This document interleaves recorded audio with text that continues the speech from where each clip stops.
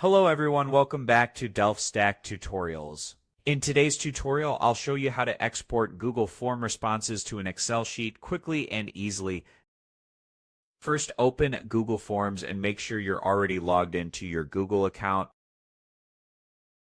You can start with a blank form or work with an existing template. Using a blank form, you can create quizzes, surveys, or sign-up forms. For this tutorial, I've already created a template, so I'll open an existing one.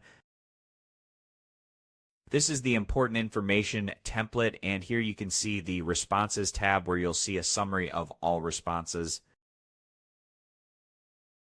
Click the three-dot options menu where you can download the responses as CSV file. When you click this option, the file will be downloaded in CSV format. There's an option to link the form to a spreadsheet.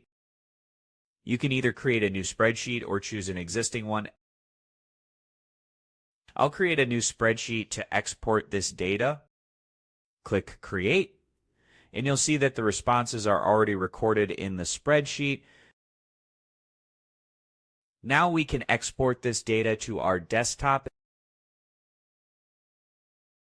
Go to File, then select the Download option.